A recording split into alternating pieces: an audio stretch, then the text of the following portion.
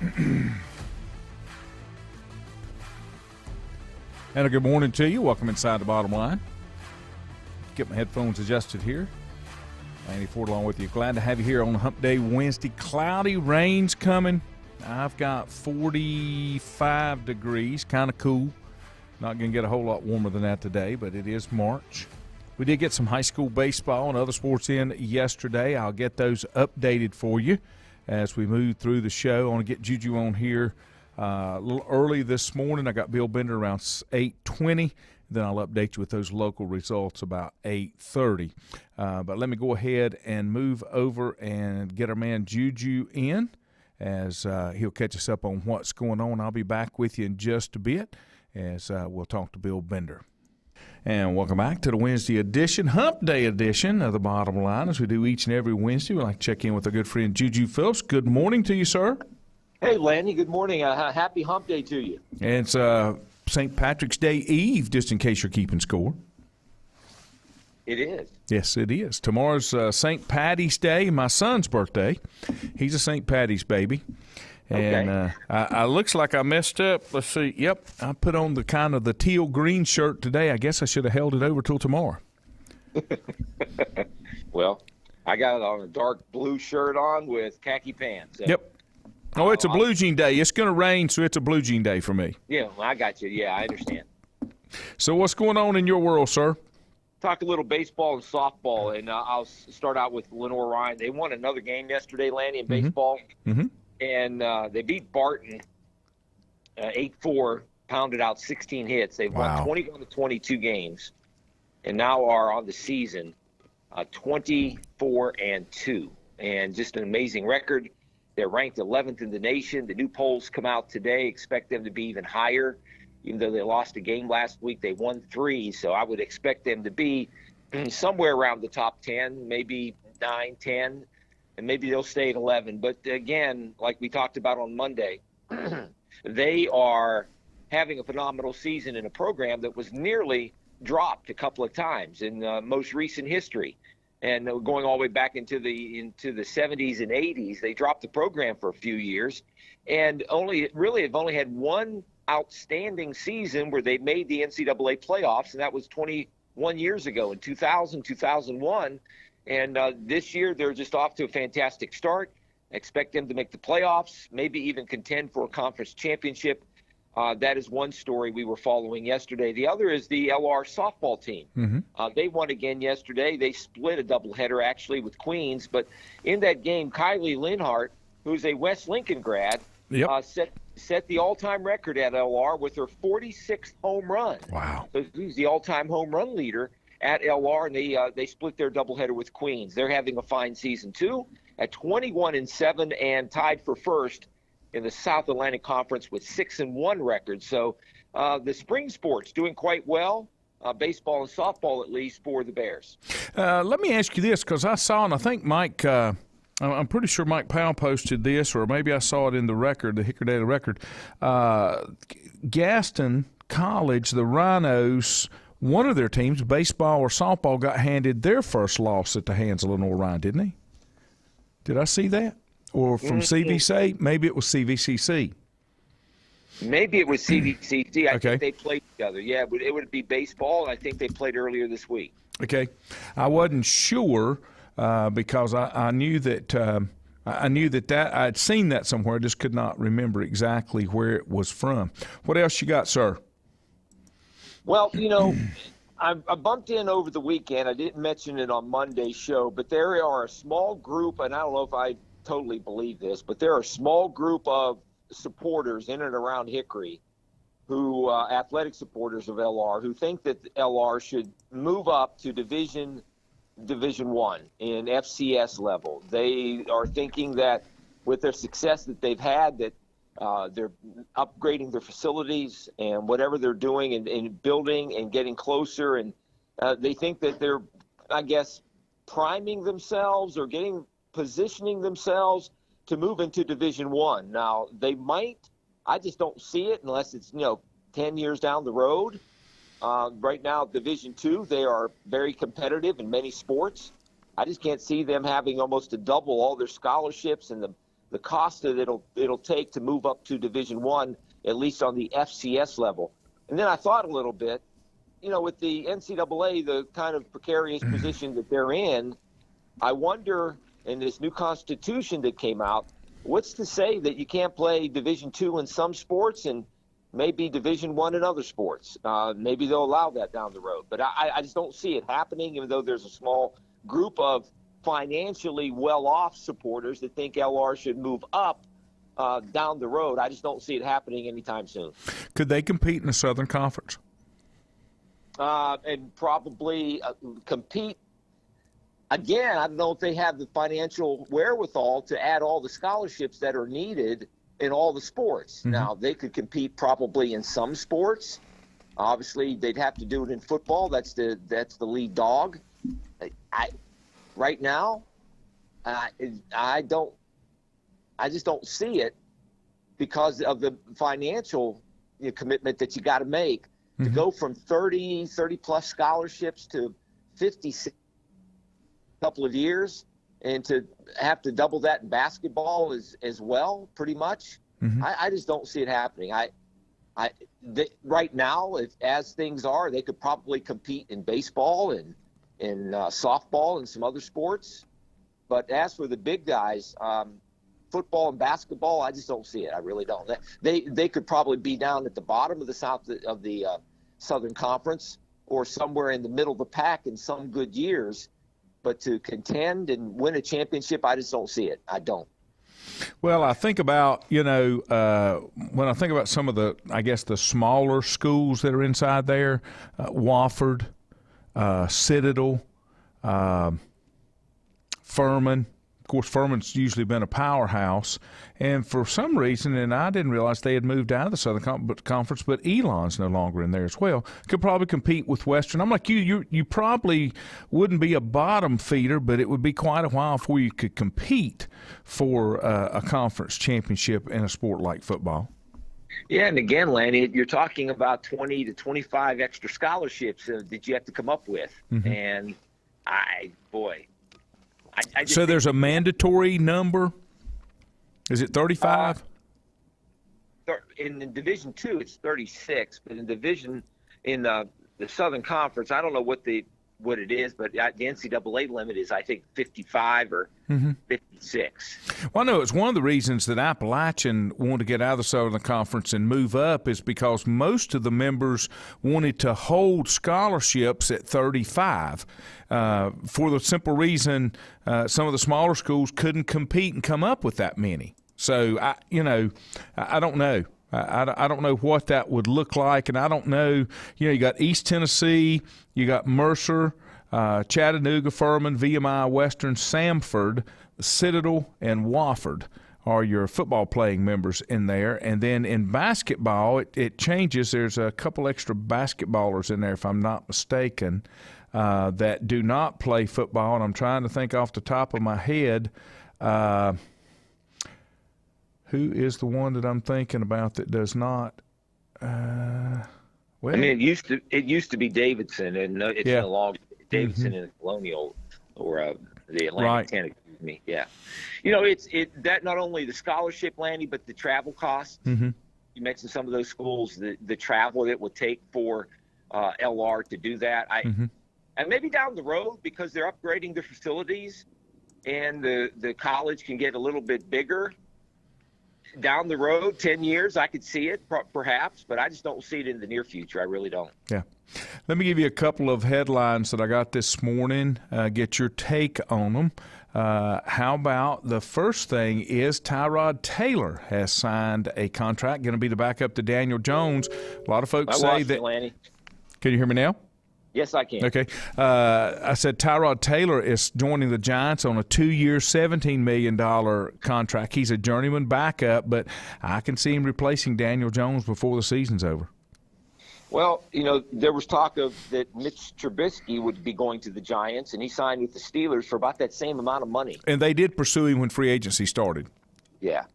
And so I've never pictured Tyrod Taylor as a full-time franchise starting quarterback, more like a placeholder.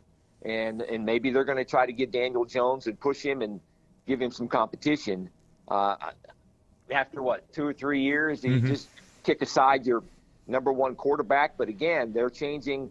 Their front office has changed a lot, and they're changing as well. Maybe they're going to throw out the signal and say, Daniel, this is your last chance. And that's kind of what it is. Yeah, I agree. And is there anything latest on Deshaun Watson? Everything you keep hearing that it's down to the Panthers. Jake Trotter posted this last night from ESPN. The Browns met with him. Caused Baker Mayfield to post some statements on social media. Oh, God. I just don't see Deshaun Watson going to Cleveland.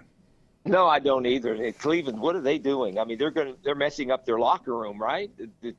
And I don't think Deshaun. Can you mess that up? They're messing up even more. Let's just say it that way. You're right. Okay. I don't see him being. He's not a Cleveland type guy, in my opinion. I think it's down to the Panthers and Falcons. Well, and according to this, the Browns are one of 4 teams, and that is the Saints, the Panthers, and the Falcons. Isn't it amazing that the entire NFL South is after him except for Tommy's team? And I'm sure if Tommy wasn't coming back, then they'd be in the hunt too. Yeah, it's going to be interesting to see what kind of package that they have put together. Whichever team, right? How many draft picks? I'm sure the Panthers have the draft. They could put in number 1 draft picks, but they don't have any number 2s this year, or number 3s. And I'm not so sure which players. I've read yesterday that they want to keep CMC. They want to keep Christian McCaffrey. And the only other players I would think that they would want to give up or have to give up would be some of those youngsters on the defensive side that they drafted over the last couple of years. So it's everything you read, it's going to happen either today or tomorrow, or at least they're going to try to come up with the final deal and outcome. And it's going to be interesting to see which team wins the sweepstakes for Deshaun Watson.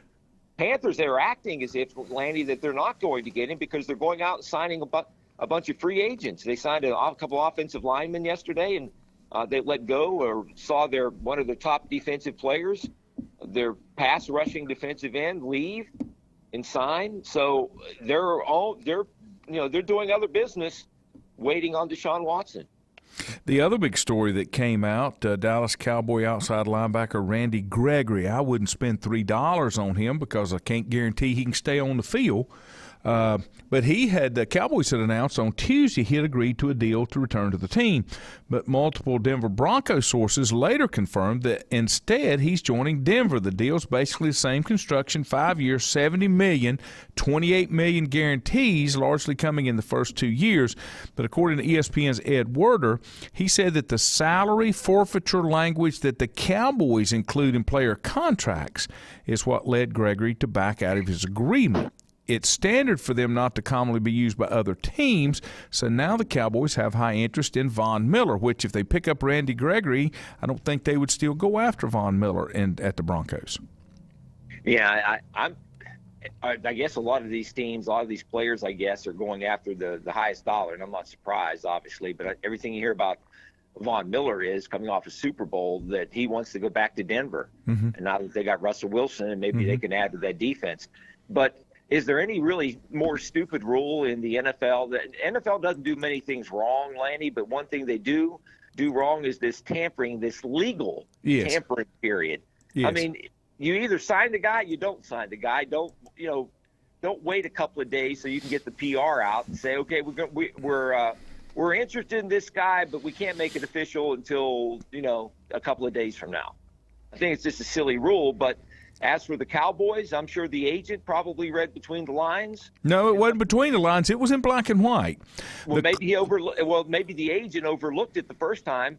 Randy Gregory gave his go-ahead, and the agent double-checked. And I'm sure, whatever it is, it had to do something with the agent, because if something is in the contract or not in the contract, they're going to have to double check it. Well, here's what it is.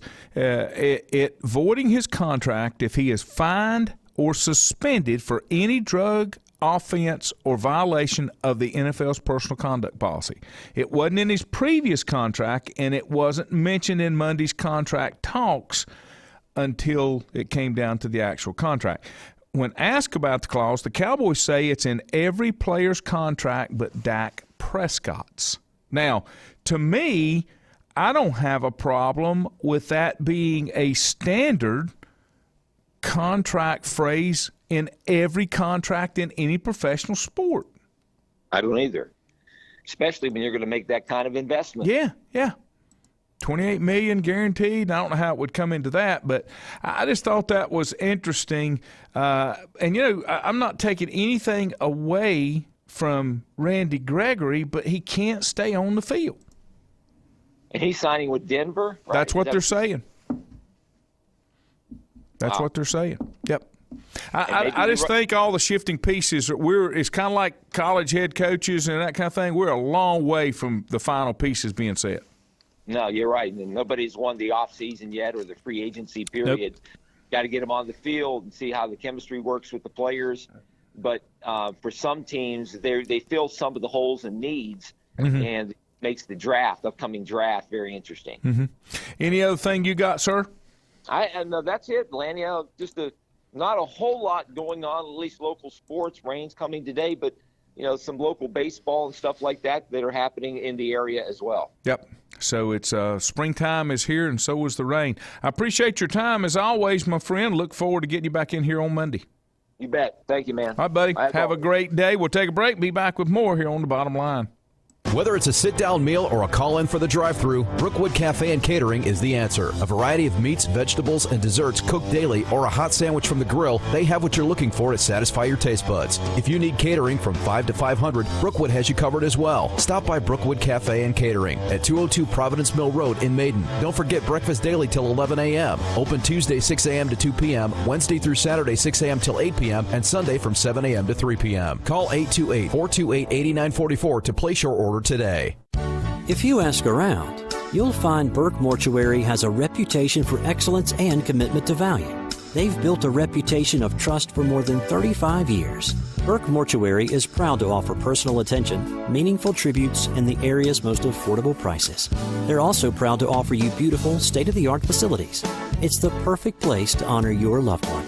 So when choosing a funeral home, the choice is easy. Choose Burke Mortuary with locations in Maiden and Newton. Covenant Church began as a vision of just over 100 people in 1984. Since then, Covenant Church has grown and currently located at 2168 Gastonia Highway in Lincoln. The Sunday schedule includes early morning worship at 8:30, Sunday school at 9:45, and morning worship at 10:45. Their ministries extend beyond Sunday. Visit their website at www.covenantchurch.church to see all they have to offer, and better yet, stop by and see for yourself. Covenant Church may be just what you're looking for a new church home. First Federal Savings Bank has been serving Lincoln County since 1940. And as it has been from the beginning, customer service is a priority to First Federal Savings Bank. They want to get to know you by name. First Federal Savings Bank has the convenience, the products, and the services that the larger banks have, but with hometown people that you see throughout your community. Stop in and visit one of their 4 convenient locations and see what First Federal Savings Bank has to offer you. Member FDIC, an equal housing lender. Untangling your headphones, finding the right remote, saying goodbye to your favorite shirt that hasn't fit in 10 years. Why are simple things sometimes so complicated? Thankfully, with Auto Owners, insurance doesn't have to be one of them. Auto Owners works with independent agents who live in your community and answer when you call, so you can worry about more important things, like finding a new favorite shirt. That's simple human sense. Call Mooney Insurance in Maiden or East Lincoln Insurance in Denver, or visit MooneyInsurance.com. At Stifel Nicholas, we're committed to offering investors personalized investment guidance. We're a full-service organization with departments staffed with professionals that specialize in a wide range of investment opportunities, from the most conservative to the most aggressive. We strive to give each account, regardless of size, careful, individual attention. Call Fort Rembert today at 828-624-7300. Stifel Nicholas, member SIPC and the New York Stock Exchange. Times Convenience Stores are more than convenient. They're your neighborhood store, your store. With locations in Lincoln, Catawba, Gaston, Iredell, and Mecklenburg counties, there's one near you. Times Convenience Stores have the right items at the right price, from snacks, cold drinks, and light meals from the grill, and there's always a special to save you time and money. Times has what you need. Times Convenience Stores, there's one near you. Regardless of where you're going, there's one on your way. Remember, there's always time to stop by Times.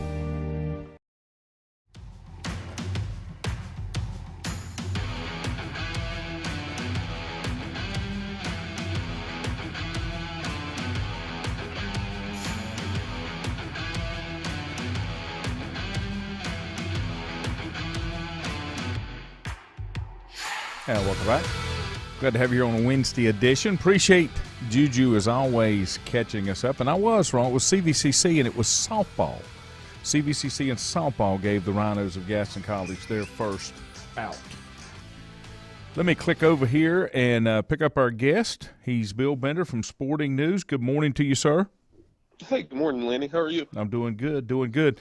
I want to go ahead. Well, let's dive into March Madness. You put up your picks about an hour ago. I'm going to give you the Final Four, and then we'll work backwards from there. You've got Duke, Kentucky, Arizona, and Kansas, and then Kentucky, Arizona, and Kentucky winning it all. I'm a little surprised you had Duke going that deep. Kind of give me your thinking on that one. Well, I mean, it's still the final Coach K tournament. I think they've got a talented team, but it's not going to be easy. They've got a tough road. But I like Kentucky. I like Kansas. Kansas has kind of gone under the radar. I think they're a really good team, and then Arizona is the one a lot of people are picking. They're very deep. Matherin's a really nice player. It's been 25 years since the Pac-12 teams won it, but all of those teams are good enough to win it, and I think that's what makes this tournament fun. There's 8, 9, maybe 10, even 10 people that can win this thing. Yeah, and I guess the surprise one out of the West, and that's where that one's coming out of the West, you've got Duke coming out of there, but on the top side of that bracket, you've got Arkansas beating Gonzaga in the third round. Yeah, it's a little bit of a risky pick. I mean, a lot of people – I do like Gonzaga. I think, I'm not down on them by any means. I think they're certainly talented enough with Holmgren and Timmy in their backcourt to win the tournament. But it's a really good team. When they're on, they're tough to beat with Note in the backcourt. Musselman's gone through a couple tournament runs. They're the one team, I think, that could make or break your bracket depending on what happens. And then we move to the East. You've got Baylor going to the third round, getting beat by UCLA. But the biggest one is that North Carolina's got the toughest road to hoe, as they're more than likely they win the first game against Marquette. They're going to face Baylor in the second round. Don't think I see Norfolk State upsetting Baylor. Carolina's just not had a good year. Well, I mean, they haven't had a good year against the really good teams. So it's one of those, teams where they still went 15-5 in the ACC. They did end the season with a big win against Duke. They got, some guys that can put the ball in the basket, but standards there are really high. They don't expect to be an 8 or 9 seed. I think for a reputation's sake, the ACC, and I missed some of these when I did the bracketology, is they were not given the seed respect that they normally get. You know what I mean? I mean, North Carolina win 15-5 in the ACC, and they're an 8. But the ACC is so bad this year. I know that's the point. Is you wonder how this is going to be in future seasons if this is how this conference is being treated now. Well, I think you got to prove yourself, and I don't think anybody in the ACC really did. I mean, it used to be that the ACC was pretty good and the top-tier teams would beat each other up, but that really wasn't the case this year. For example, staying in that East bracket, the ACC champion, you've got them going out in the first round against Texas, Virginia Tech. Of course, nobody saw Virginia Tech winning that one. Somebody had asked me during the semis who I thought, and I said, I think Carolina can win it if they get past Virginia Tech. But if Virginia Tech upsets them, then I think Virginia Tech will win the tournament. That's exactly what happened. Well, I mean, Virginia Tech played great team basketball in the ACC tournament. I mean, I was watching that with some friends, and 5 minutes into the Duke game, one of my buddies was like, they want this more. Mm-hmm. And he could see it. I mean, and it was they just played really good basketball last weekend, and it'll be interesting to see if they can keep that momentum going. But a great tournament by Virginia Tech, and we'll see if they keep that thing going. It is. Look at that East region. It looks like if your bracket holds true, a nice rebound for UCLA. That's one of those storied programs that really hasn't been a factor for a number of years when you get to tournament play. Well, UCLA's a team that, last year they obviously made that run out of the 11th seed. They've got the core of those guys back from that run. Mick Cronin's changed them into kind of they needed. They're kind of a black and blue team, and I kind of like them where they're at. So they're capable of making a run. This is going to be a really big tournament for the West Coast. Like I said, Arizona trying to break it's been 25 years since the Pac-12 team won the tournament. And with Arizona, UCLA hasn't won it since I think it was 95 when they beat Arkansas. And then you got Gonzaga and a lot of other schools on the West Coast looking to prove something. So I think UCLA is capable of making a run again, and they're in a tough bracket. Their region's one of the toughest ones. And another kind of pretty good team that you normally think about moving down to the south. You've got Arizona going all the way out. You got Tennessee being beat by Villanova in the third round. But all the way back, when you go back, Ohio State, you've got Ohio State kind of being upset with Loyola Chicago. Well, Loyola's favored in that game, right, which is wild to me. The Sister Jean effect is back. They've got first-year coach and Drew Valentine, their experience. They've done this twice. It's kind of like now they're not a sleeper anymore because they've done this enough times. It's kind of like what Gonzaga used to do. When Gonzaga when they first were making their first couple runs, they were a sleeper. They were the bracket buster, and then they emerged as a power. Now, Loyola, when you've done it as many times as they've done, it's hard to call it. They're right, because it's hard to call someone a sleeper when they bust your bracket every time. Right. Some of the other teams that are in, of course, Kansas back to some notoriety. They've had a few down years, but you've got them going to the Final Four as well. Yeah, Baylor's good too. The Big 12 had a good year in terms of the regular season. They've got a lot of talented teams. Kansas, Baylor, Texas Tech all stand out. Kansas is one. They busted my bracket so many times. They busted everybody's bracket. But it's those years where we don't really talk about them a lot or kind of throw them to the side. And I know that's hard to say about a 1 seed that they make that run. And I feel like that's the team that we're dealing with this year, that they are definitely good enough to do that. And I like them to get to the Final Four. I think all along they were the best team in the Big 12. I know Baylor and them split, but Kansas, wow, it'd be crazy if they could get a run in the Big 12, get a national championship for the second straight season. Let's switch gears just a little bit as the tournament will kick off. Well, it officially kicked off last night, I guess. First round Tuesday, Wednesday. That's played up in Dayton, up in the hangar, and then the regular tournament getting away on Thursday. You're in Ohio. Was this just a courtesy visit from Deshaun Watson to talk to the Browns? I don't know, man. The Brown Baker in his Instagram message last night, where he was like thanking fans, and it's really bizarre how much speed that's moved with. But I think Watson is pretty wide open. It could be them. It could be New Orleans, Carolina, and then I just read before I came on this morning, Atlanta's kind of an emerging team in this sweepstakes. So obviously, he's gonna end up. I would say one of those 4 teams makes sense. And but Cleveland's a little bit wild. I thought this was just going to be a prove-it year for Baker, but now it's looking like they're going to move on. You don't make that Instagram post unless you know something, right? But would they move on anything less than a Deshaun Watson based on what they've got? What would they move to if they got rid of Baker? That's the question. I'm wondering what is going on here because – he's a really good player. He when he's healthy. Last year he was injured. He led them to the playoffs. They were a couple of plays from beating the Chiefs the year before that. But last year he was clearly hurt, tried to play through it, have a nightmare season for the Browns. And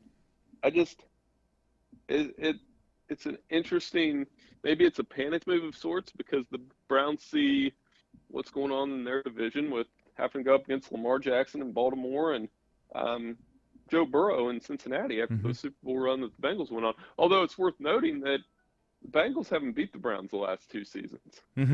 Oh, I know. Yeah, I mean, there's still some things to talk about. One of the things that I think was so interesting is once Aaron Rodgers decided to stay in Green Bay, like anybody really thought they had a shot at him, it's amazing how fast it's amazing how fast things went and fell together with quarterbacks starting to move around. Did I lose you, Bill? I lost Bill on a sneeze. I'm here. Oh, okay. Okay. I'm sorry, I've tried to press the mute button. That's okay. That's okay. Missed it. It's okay. Did you catch my question? Season. Yeah, I did. Okay. No, I'm fighting the same thing, so you're not by yourself. But when Aaron Rodgers stayed, and then Tom Brady with the surprise of coming back from like a 3-week retirement, Bond selection Sunday, by the way. Yeah. It did kind of shuffle the market, but I think Russell Wilson going to the Broncos, whatever happens with Deshaun Watson, I think Jimmy Garoppolo is obviously going to land somewhere else, and it's a pretty wild quarterback carousel because it really started with the 2 guys, Rodgers and Brady, and then they're going to stay home and that just means what it normally means, Lanny. I think it means that Tampa Bay and Green Bay are the 2 favorites in the NFC. Final question, your thoughts on Mitch Trubisky moving to Pittsburgh? I don't think he's a franchise quarterback. I think he's a stopgap, but obviously he's better than Mason Rudolph. Yeah, I think that's the sentiment I'm getting from Steelers fans, that it's better than Mason Rudolph. They've seen enough there. I know Mason Rudolph's the local kid from down there. I actually saw him play when he played at Northwestern in Rock Hill. So, I'm not going to sit here and trash him. I just think he's more of a backup quarterback in the NFL. And you make the argument, Trubisky, it's an interesting year because there are some people that really like him. I mean, he took the Bears to the playoffs twice. He got a lot of flack, but, he took the Bears to the playoffs twice. And I say that with how messy that organization is. So, with some help around him, it'll be interesting to see what Trubisky can do in that division. Well, and that's the hard thing to judge, especially on a quarterback, is it's hard to really understand how good they are if there's a lot of dysfunction within the organization because you don't know how things are working behind the scenes, and I don't think you get a fair evaluation. For sure. And that's the other one that we're all watching. And again, Trubisky, he seems good enough. There's some stats in his favor for those analytical guys, and he'd be in a good situation with Pittsburgh. When you're starting with Najee Harris, I think they're going to upgrade their receiving core, and it'll be a chance for him to prove it. So, again, like you said, I don't think he's franchised by any means, but maybe a stopgap because they are coming off having the same quarterback for, I think it was 18 seasons with Big Ben. Yeah. All right, sir, we appreciate it. We'll talk to you next week when we've went from 64 to 16. We'll kind of know how that bracket shapes up after that. Hey, no problem, Lanny. Thanks so buddy. Much for having me on. We appreciate it. Bill Bender, Sporting News, giving his bracket update. Let me take a break. I come back. I'll give you some local stuff I've got. I've got some high school and middle school results. I'll pass that on to you in just a moment. Whether it's a sit-down meal or a call-in for the drive-thru, Brookwood Cafe and Catering is the answer. A variety of meats, vegetables, and desserts cooked daily or a hot sandwich from the grill, they have what you're looking for to satisfy your taste buds. If you need catering from 5 to 500, Brookwood has you covered as well. Stop by Brookwood Cafe and Catering at 202 Providence Mill Road in Maiden. Don't forget breakfast daily till 11 a.m. Open Tuesday 6 a.m. to 2 p.m., Wednesday through Saturday 6 a.m. till 8 p.m., and Sunday from 7 a.m. to 3 p.m. Call 828-428-8944 to place your order today. If you ask around, you'll find Burke Mortuary has a reputation for excellence and commitment to value. They've built a reputation of trust for more than 35 years. Burke Mortuary is proud to offer personal attention, meaningful tributes, and the area's most affordable prices. They're also proud to offer you beautiful, state-of-the-art facilities. It's the perfect place to honor your loved one. So when choosing a funeral home, the choice is easy. Choose Burke Mortuary with locations in Maiden and Newton. Covenant Church began as a vision of just over 100 people in 1984. Since then, Covenant Church has grown and currently located at 2168 Gastonia Highway in Lincoln. The Sunday schedule includes early morning worship at 8:30, Sunday school at 9:45, and morning worship at 10:45. Their ministries extend beyond Sunday. Visit their website at www.covenantchurch.church to see all they have to offer, and better yet, stop by and see for yourself. Covenant Church may be just what you're looking for a new church home. First Federal Savings Bank has been serving Lincoln County since 1940. And as it has been from the beginning, customer service is a priority to First Federal Savings Bank. They want to get to know you by name. First Federal Savings Bank has the convenience, the products, and the services that the larger banks have, but with hometown people that you see throughout your community. Stop in and visit one of their 4 convenient locations and see what First Federal Savings Bank has to offer you. Member FDIC, an equal housing lender. Untangling your headphones, finding the right remote, saying goodbye to your favorite shirt that hasn't fit in 10 years. Why are simple things sometimes so complicated? Thankfully, with auto owners, insurance doesn't have to be one of them. Auto Owners works with independent agents who live in your community and answer when you call, so you can worry about more important things, like finding a new favorite shirt. That's simple human sense. Call Mooney Insurance in Maiden or East Lincoln Insurance in Denver, or visit mooneyinsurance.com. At Stifel Nicholas, we're committed to offering investors personalized investment guidance. We're a full-service organization with department staffed with professionals that specialize in a wide range of investment opportunities, from the most conservative to the most aggressive. We strive to give each account, regardless of size, careful, individual attention. Call 4Rembert today at 828-624-7300. Stifel Nicholas, member SIPC and the New York Stock Exchange.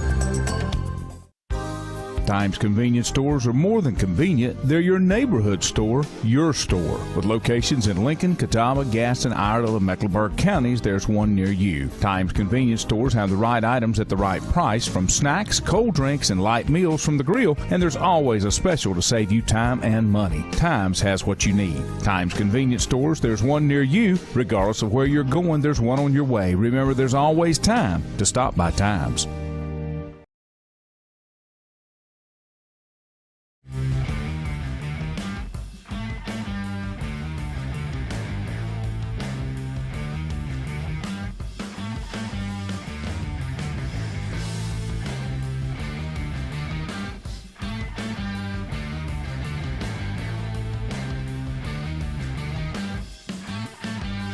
Got to get the old man readers on so I can see. I didn't flip us across there when we went to that break. I need to be careful in case I do something stupid while you're still watching. Let me give you some updates from yesterday. If you've got something, you've got a team you follow, high school, middle school, whatever it is, if you'll forward me those results, I'll be glad to get those on. Special performances, whatever you've got. Todd sent me this on Maiden Middle School, and I had seen part of this last night. Softball, Maiden Middle won 15-0 in 3 innings against Arndt. Maiden High School won in 9 innings, 5-4. His daughter Macy hit a home run, tied up, and sent it into extra innings. Libby Ray had a walk-off hit for the win, and Jacob Fork broke Mill Streak's 30-plus win streak yesterday. I'm guessing that's in softball too, Todd. Maiden High School played West Caldwell, he said, and Reagan Rembert was pitcher for the middle school and had a shutout. So a big game for Maiden Middle School. There's some great sports going on around locally. I like to promote as many as I can. I can't promote it if I don't have the information, so it's up to you guys to get it to me. West Lincoln beat Bunker Hill 11-6 on 11 hits and 2 errors. Bunker Hill had 6 runs, 8 hits, and 1 error. And it was Lincoln and Bandy's last night, if I'm not mistaken. I think David told me last day, he didn't send me the results, but we carried that game on WLON. I think he told me that it was tied, and Bandy's came back in the last inning and scored like 11 or something. I didn't see, like I said, I didn't see the final results, so I don't know exactly how that one went. Cody Lawing, good morning, Tyrone. Lindsay Lee, good morning. Richie said he read where the Steelers are going after the Honey Badger. That's an unusual move. Richie said he was surprised that Duke got a 2 and Tennessee got a 3 seed. I think they got that one backwards, Richie, based on performance down the stretch. And I think a lot of times in the NCAA tournament, that's what they like to look at. They like to look at how a team is performing as they get closer to tournament time. I think Duke has slid a little bit. You go back, you take the really bad loss against Carolina in the last game of the regular season, and then they come up short against Virginia Tech in the ACC tournament. Maybe they got that one on a reputation. Maybe they got that because it was Coach K's final season, I guess. I'm not sure what that was about. Todd said SoCon would welcome LR. He was saying that Greensboro doesn't have football. I knew there was a playing member inside the SoCon that did not have a football team, and I couldn't remember exactly who that was. Let's see what I got. Milton, good morning. Glad to have you. Richie, I'm not sure. So can a D2 team play a Division I AA school? I'm not sure. That would be FCS, basically what we call FCS now. Richie's already got rain down in, I think you're in Greenwood, if I remember, just outside Greenville. Rain is coming this way. It is cloudy now, and we've got some coming. I've got a meeting that I've got to go to this morning, and I've got to get prepped for it. I got to make a presentation to our board of directors about what's going on in the IT world. Let's see. Lady said Tennessee was undefeated at home this year, and she thinks that was a major miss on their part. Of course, we like Tennessee because of local product. Rick Barnes from Hickory up here, and Rick Barnes, former head coach at Clemson, one of the only head coaches I've ever seen stand toe-to-toe with Dean. The legend in the ACC tournament. Was kind of proud of that. But, we're going to see. It's amazing. We're going to go from – it says 64, but we're really going to go more than that. And if we've got 2 play-in games, I guess it's 68 because they don't count those teams that come in, but they had to select more than that. But anyway, we're going to go from 64 down to what? We're going to go from 64 down to 16 in a weekend. So Hobbs just sent me something here. Let me see what he's got. Bandy's defeated Lincoln 12-2 in baseball, creates a 5-way tie for first place. I knew it was a 2-way tie last night, if I'm not mistaken. If you'd like some more of these scores and standings, everything's up to date. You can go to HobbsDailyReport.com, and Chris will keep you updated on it. Proud partner with Chris and the Hobbs Daily Report. Have a great day. I got to go fight the elements for a little while. I'll see you again in the morning. Far as I know, 4 will be back with me in the morning. The professor should be in here on Friday. Have a great day. Try to stay dry and stay safe. I'll see you tomorrow.